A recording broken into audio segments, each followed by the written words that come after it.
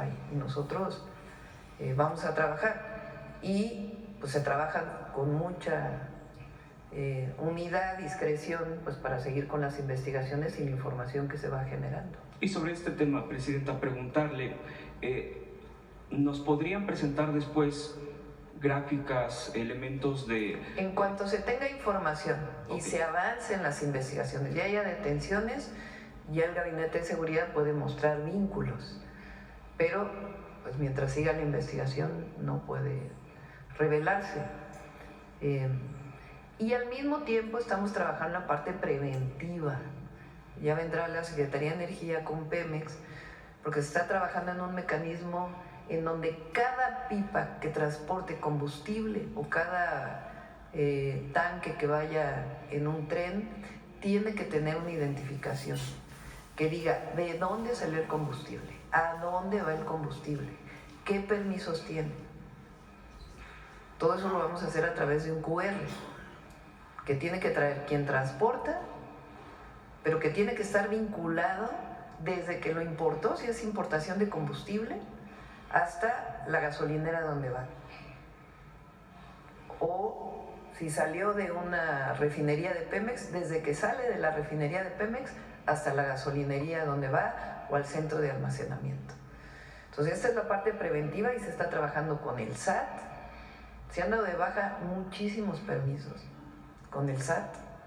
Se está trabajando con la CEA, con Profeco. Es un grupo muy grande de trabajo que coordina la Secretaría de Energía para todo el proceso preventivo, de tal manera que si hay una pipa en una carretera que no tiene identificación y que no tiene la trazabilidad y transporta combustible, pues de inmediato tiene sanción administrativa. Y aparte, pues toda la investigación penal que se está desarrollando. En esta parte de quien tiene ferrocarriles, pues no es como que todo se investiga. Va a haber ¿qué tipo de sanción a una empresa, por ejemplo? O sea, tendría que ser fuerte a una empresa que tenga una... Tiene que venir el proceso. O sea, la Fiscalía pues convoca a todos los involucrados y ahí pues tiene que... ¿Y las gasolinerías que reciben esto hasta también podrían perder el...? Todos. Ok. Presidenta, si me permite, en un segundo tema, preguntarle al fiscal que está aquí presente sobre el caso de Julio César Chávez, hijo, qué información se tiene, si nos podría ahondar al respecto, porque bueno, la información que se ha difundido allá de Estados Unidos es que no se ha presentado un tema, no se ha presentado y que incluso el propio abogado, todo esto, esa difusión de medios, no sabe incluso su paradero. ¿Nos podría dar más información al respecto, por favor? Sí, estamos esperando a que se lleve a cabo la audiencia que el propio gobierno de los Estados Unidos señaló para que lo puedan deportar en forma inmediata. Parece que el día de ayer hubo una cierta confusión porque había dos audiencias. Siéntese, por favor. Había dos audiencias, una por unos delitos anteriores que estaban en investigación y la otra que es la de la deportación. La que nos va a dar la información más certera va a ser la de la deportación. Esperamos que en estos días, habían dicho que el lunes, no sé si ustedes lo vieron, resultó que el lunes ni una ni la otra se hizo. Ahora vamos a estar pendientes, todo nuestro personal está listo. También lo dimos a conocer, el abogado de esta persona ha estado presentando una serie de amparos que son improcedentes y lo vamos a judicializar en el momento en que llegue. Gracias. A usted. Y finalmente, Presidenta, preguntarle sobre Viola Davis, que la elogia su liderazgo. Pues honor a quien honor merece. El personal que fue a Texas son los bomberos de Acuña, en Coahuila. Los voy a nombrar porque sí, la verdad se merecen todo nuestro reconocimiento. Al presidente municipal también de Acuña, a Emilio de Hoyos, y son Javier Alvarado Lumbreras, Christopher Abraham Herrera, Roel Delgado Martínez, José Omar Llanas, Aldo Ortiz Rodríguez, Mario Alberto Linares, Guillermo Samuel Quirós, Javier Isaac Alvarado, Jesús Eduardo Salas. y trabajan con una fundación que trabaja en vínculo entre Coahuila y el estado de Texas para capacitación y otros temas, que se llama Fundación 911. Ismael Aldana Flores, Miguel Ángel González, Jesús Gómez Arizpe y Jorge Fuentes. Realmente nuestro reconocimiento.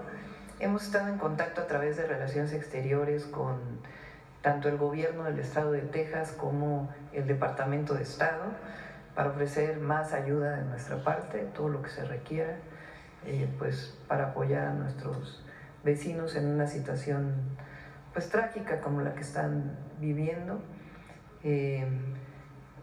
Hay una persona de origen mexicano que falleció, está el consulado en contacto, y una mujer que es familiar de él que no se ha encontrado todavía, y el consulado pues está activo, principalmente el consulado de San Antonio.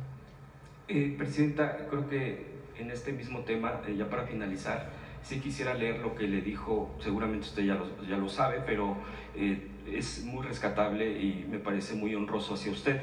Dijo esta actriz estadounidense en sus redes sociales, publicó: después de todo el odio, después de todas las políticas antiinmigrantes, después de todo el racismo hacia las personas de color, ella todavía ayudó, refiriéndose a usted, ella todavía apareció, ella todavía hizo lo correcto a un estado rojo que no haría lo mismo por ella.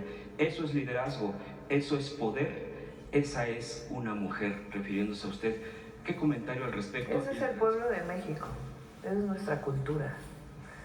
Las y los mexicanos somos solidarios, fraternos siempre.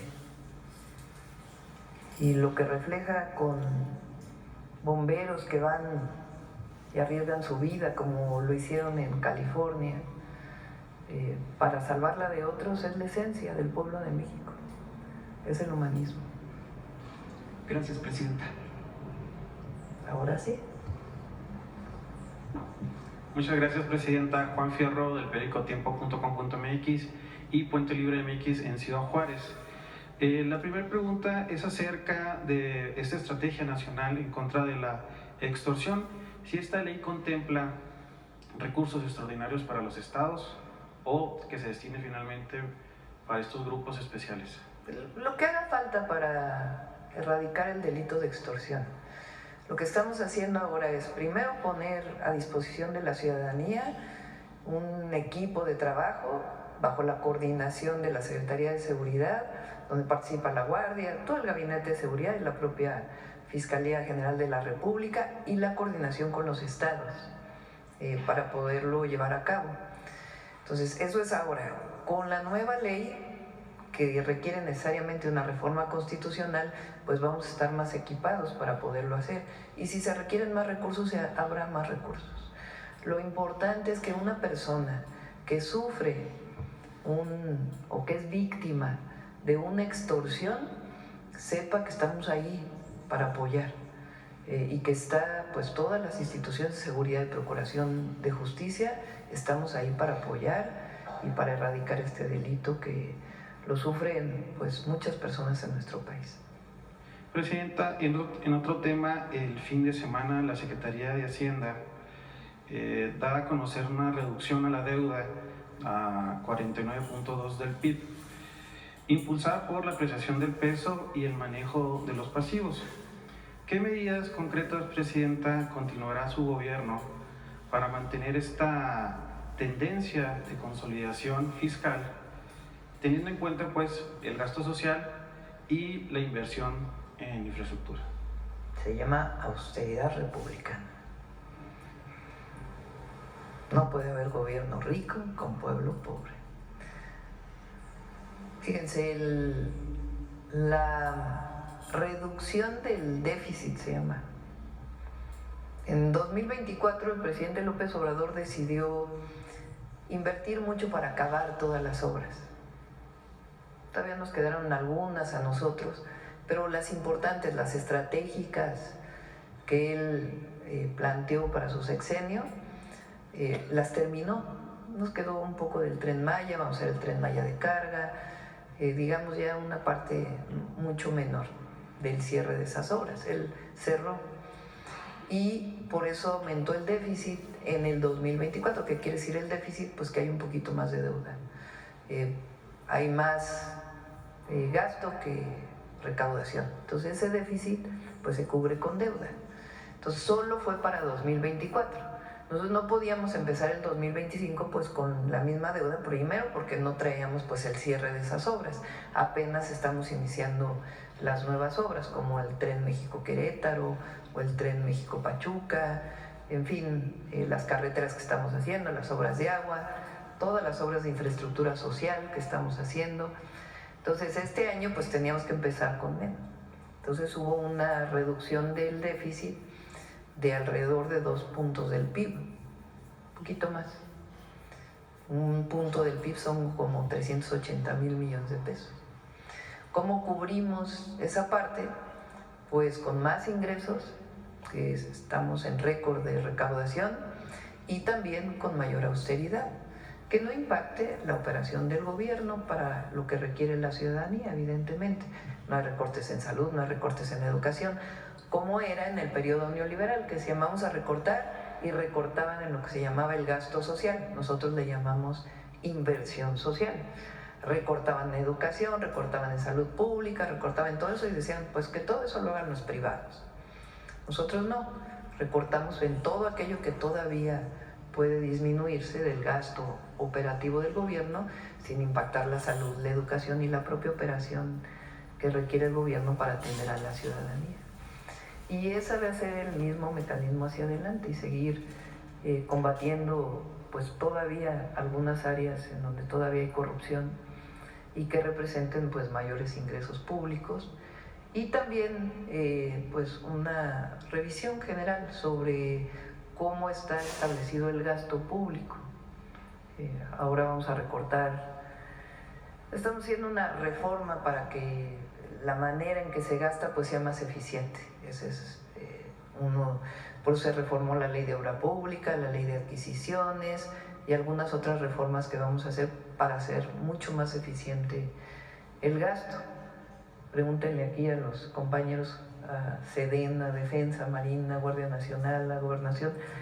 Para invertir en el gobierno es una burocracia tremenda. No crean que solamente la burocracia es el que está afuera, el llamado elefante reumático que le llama el presidente. Se avanzó mucho, pero todavía hay muchas normas y reglas que quedaron supuestamente para evitar la corrupción, que en realidad pues durante el periodo neoliberal no se quitó la corrupción, al revés, aumentó muchísimo, pero pues es muy burocrático la inversión. Entonces todo eso nos va a ayudar muchísimo. Gracias, Presidenta. Y por último, es acerca, a que, bueno, aprovechando que está aquí el Gabinete de Seguridad, es acerca del crematorio en Ciudad Juárez, el crematorio Plenitud, para conocer si ya tienen la verdad histórica, qué pasó en ese lugar, cuántas personas en estos momentos son investigadas y cuándo se podrá tener una identificación de estos cuerpos y entregárselos a sus familiares, ¿no? Que es lo más importante. Sí, gracias. El caso lo tiene totalmente la Fiscalía de Chihuahua. Lo que sabemos es que tienen a 2 personas detenidas, están en la investigación y en el proceso también de la identificación de cuerpos. Se sabe que a veces se entregaban cenizas que no correspondían ni a los familiares y en muchas ocasiones ni siquiera a cuerpos humanos, sino a restos de animales. La Fiscalía ha estado informando continuamente, la Fiscalía de Chihuahua, y al momento van 2 detenidos. En cuanto tengamos más información, que también ya solicitamos, se las hacemos llegar, por supuesto. Muchas gracias. A ver, Carlos. Buenos días a todas y todos, Carlos Navarro de Heraldo Media Group. Presidenta, ¿por qué usted cree o qué elementos hay para que la extorsión sea uno de los únicos delitos en esta administración que no han logrado disminuir, que han detectado en el comportamiento, incluso para redoblar esfuerzos y presentar una estrategia nacional? Hay mucha cifra, aún con las denuncias, y que ha aumentado, porque estos son denuncias directas. Muchas veces las personas no regresan a ratificar su denuncia por temor. Y es comprensible, totalmente comprensible. Entonces, por eso le estamos quitando a la víctima el peso de la denuncia, que se persiga de oficio y que se desarrollen todas las capacidades de inteligencia y investigación para poder, pues, detener a quienes se dedican a este delito que es tan doloroso para la gente. Uno de los principales sectores afectados son los comerciantes. ¿Cómo generar esa confianza para que ellos puedan hacer esta denuncia anónima y no crean que nada más va a ser letra muerta en este caso? Pues es el fortalecimiento de las capacidades tanto estatales como federales para poderlo hacer. Y por eso, porque la pregunta era ¿por qué estamos siendo un sistema nacional de inteligencia y investigación? Pues para poder atacar este tipo de delitos que requieren el desarrollo de mucha inteligencia, para poder saber quiénes son los que se dedican a esto, con quién están vinculados, etcétera, etcétera. En días pasados aprobaron leyes para fortalecer el tema de la estrategia de seguridad. Se viene la estrategia contra la extorsión. ¿Hay pendientes para fortalecer el andamiaje jurídico para que esté completa la estrategia de seguridad, Presidenta? Pues por lo pronto es lo que estamos planteando.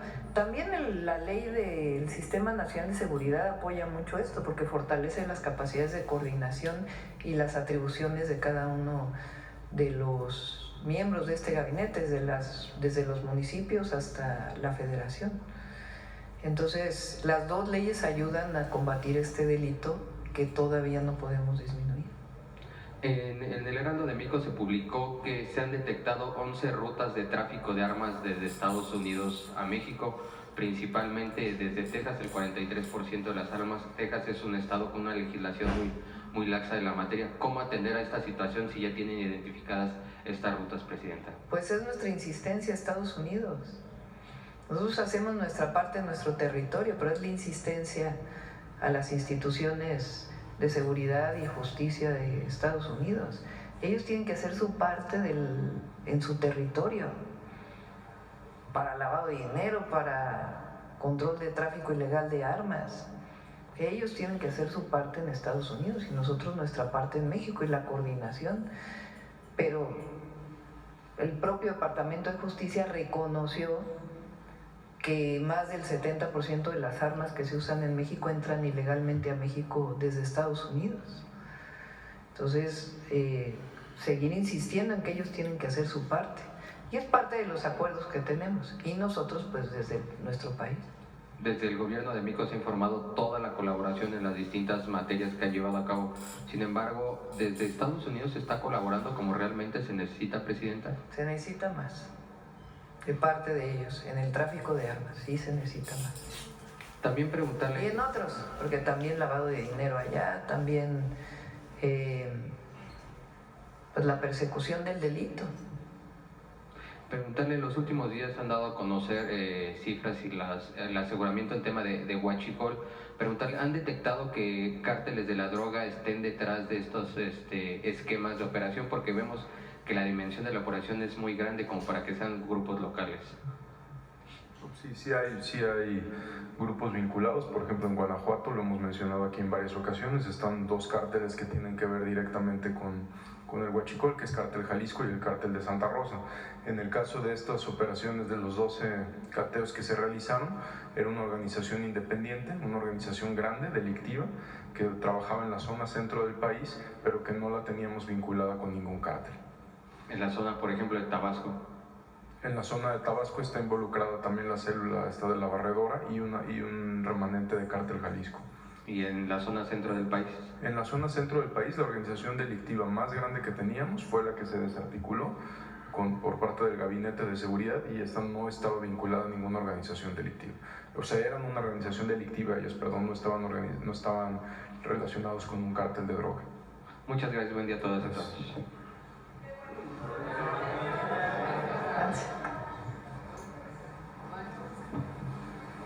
Gracias, Presidenta. Buenos días a todas y a todos. Nancy Flores, de la revista Contralínea. Presidenta, ahora que reapareció el expresidente Enrique Peña Nieto para indicar que es falso, que recibió un soborno de $25 millones por parte de estas empresas que comercializan el malware Pegasus, preguntar justamente sobre los casos que sí tiene pendientes el expresidente Peña Nieto.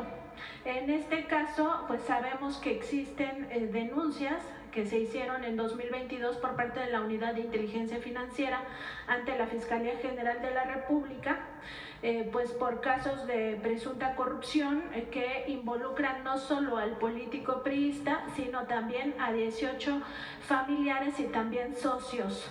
Esto con relación a presuntos delitos de lavado de dinero, enriquecimiento ilícito y también evasión fiscal, y que se relacionan con la operación particular de 4 empresas: desarrolladora Omex, Plastiestéril, Impulsora Agrícola La Laguna y Espectras. Entonces, justo saber si se tiene algún avance o cuál sería el estatus. Tendría que contestar el fiscal. ¿Le corresponde? Efectivamente, desde principios de la administración anterior se presentaron varias denuncias que no han sido corroboradas con las pruebas suficientes. Esta se aumenta con este nuevo caso en el que sí se dan ya informes específicos, claros, muy precisos de una relación con empresas que vendieron Pegasus. Inclusive el expresidente ya dio una respuesta. Nosotros ya abrimos una carpeta, por supuesto, y vamos a reclamar a las autoridades de Israel que esta información que dieron de carácter mediático la podamos incorporar a una carpeta para poder seguir adelante. Nuestra relación con esas autoridades no ha sido fácil.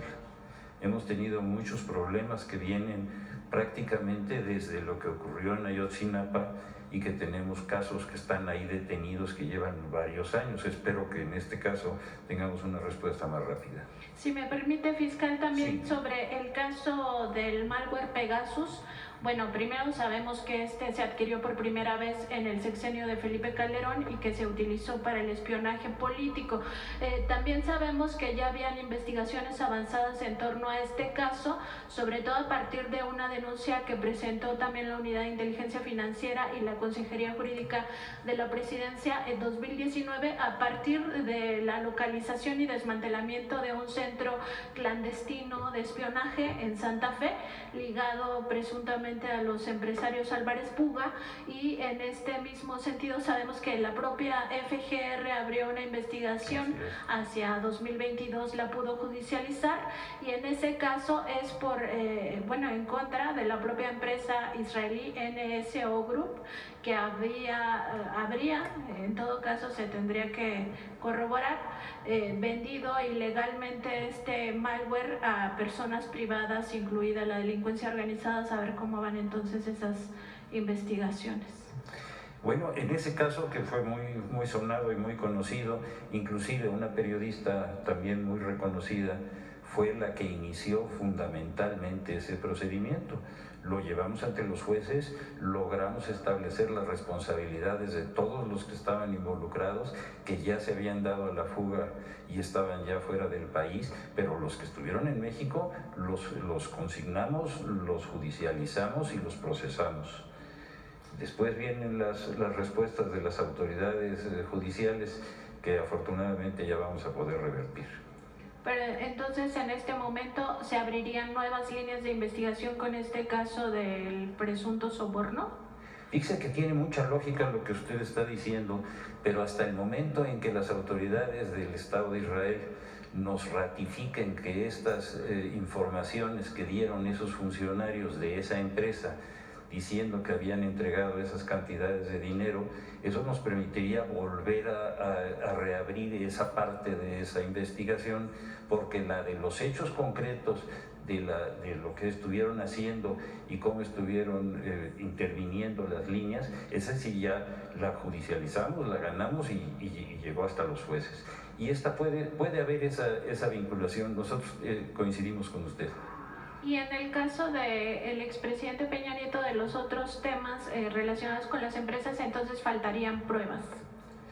Absolutamente, nosotros hemos vuelto a exigir a todas las autoridades que hicieron algún tipo de denuncia que ratificaran los elementos para poderlos judicializar, y hasta el momento no nos los han entregado. Gracias, fiscal. Muchas gracias. Presidenta, en otro tema, preguntarle, porque el sábado la Secretaría de Seguridad del Estado de México dio a conocer una detención de un ciudadano estadounidense que presuntamente estaba alterando el orden, y en ese caso pues se advirtió primero que tenía un arma larga portando, tenía una credencial, ¿no? y también tenía una identificación de la CIA. Preguntar pues justamente qué pasó con este caso, si se confirma que era un agente de la CIA, y además porque tenía en su poder este armamento de uso exclusivo del ejército. La credencial era falsa, fue puesto a disposición por las armas de fuego, está detenido, está vinculado a proceso, se dio parte a la embajada, también por parte de las autoridades de Estados Unidos confirman que no es funcionario ni servidor público y está detenido por las armas de fuego. ¿Y entonces se abrirá alguna línea de investigación en particular o simplemente ya ahí acaba la investigación? No, por supuesto, como al ser puesto a disposición por las armas de fuego, inició la carpeta de investigación y está en proceso la Fiscalía General de Justicia del Estado de México, que estamos en comunicación con ellos, con su titular, con José Luis Cervantes, para saber si tiene algún otro delito o está relacionado con otra organización criminal. Pero entonces sería ya una investigación sobre, o más bien sobre actividades criminales y no sobre actividades del gobierno estadounidense. No tiene nada que ver con ninguna institución del gobierno de Estados Unidos. La investigación es por dos cosas. Una, está puesto a disposición por las armas de fuego, y la carpeta de investigación que se inicia es para saber si está relacionado con alguna organización delictiva o si se le puede relacionar con otros delitos. Gracias, secretario. Y Presidenta, finalmente preguntarle, como parte de esta Agenda Nacional de Riesgos, en su capítulo que revisa todo el tema del cambio climático, saber si se tiene alguna perspectiva de estas lluvias que pues descargan muchísima agua en un breve periodo, como lo que pasó en Texas. Pues primero, para evitar que haya una emergencia similar, ya también pasó con la Dana en España, y también saber si se podría hacer algún tipo de plan nacional para captura de esta agua, ¿no?, que es tan necesaria, sobre todo en las urbes, y que no se vaya al alcantarillado. Pero preguntarle particularmente sobre si hay alguna perspectiva para evitar alguna emergencia similar a la que han ocurrido en otras regiones. Más que, lo que hay, es difícil evitar una lluvia intensa como esta. Tiene que ver, sí, con el cambio climático, pero también con fenómenos climáticos de un año. Cuando hablamos de cambio climático, es decir, del aumento de la temperatura del planeta, derivado de las emisiones de CO2 y otros gases, son periodos de 30 años los que se miden, más que año con año. Año con año hay otros fenómenos que impactan, que también se ven impactados por el cambio climático, como el fenómeno de la niña, el fenómeno del niño y otros fenómenos incluso locales. Por ejemplo, en la Ciudad de México hay un fenómeno que se llama la isla de calor. Por haber tanto pavimento en la ciudad, se calienta mucho el suelo y se irradia calor, y eso impacta pues incluso en la evaporación del vapor de agua o de aire, que al tener mayor temperatura pues se eleva e impacta la propia condición atmosférica de la Ciudad de México. Entonces, parar las lluvias, pues eso no se puede. Lo que nosotros tenemos es el alertamiento, que es muy importante para evitar catástrofes, porque una cosa es que llueva mucho y otra cosa es la catástrofe que se ocasiona por esta lluvia. Y lo que se tiene que hacer son medidas preventivas. Entonces, lo que se trabaja mucho en México es uno de los países, gracias al plan de N3C y al plan Marina principalmente, y al propio Sistema Meteorológico Nacional, en esquemas de detección temprana y alertamiento temprano a la población, y un mecanismo donde, independientemente de la orden superior, entra de inmediato el Ejército y la Marina a atender a la población, además de los sistemas locales de protección civil. Eso nos ayuda mucho. En el Otis, por ejemplo, lo que pasó es que fueron 3 horas que cambió el huracán de una categoría a otra, y eso pues no permitió que en ese periodo tan pequeño pudiera alertarse. Pero por ejemplo, ahora que fue el Barry fue el del Golfo, ¿no? Creo que sí. Eric fue en el Pacífico, el Barry fue en el Golfo. Estos dos huracanes provocaron un incremento en uno de los ríos de Tamaulipas. Y entonces con 3 días de anticipación se alertó a la población porque se sabía que venía una avenida de agua muy importante que podía tener efectos de inundaciones. Entonces, lo que sí se puede hacer es fortalecer el sistema de alertamiento, que es lo que estamos haciendo. Ahora, por ejemplo, Estados Unidos tiene muy medido el Golfo, porque la mayoría de los huracanes les impactan a ellos por el Golfo, a Florida. Tiene poco medido el Pacífico. Nosotros ahora con Secretaría de Marina y la Secretaría de Ciencia y Tecnología y algunas instituciones de educación superior se está desarrollando un sistema de boyas que nos permitan medir con anticipación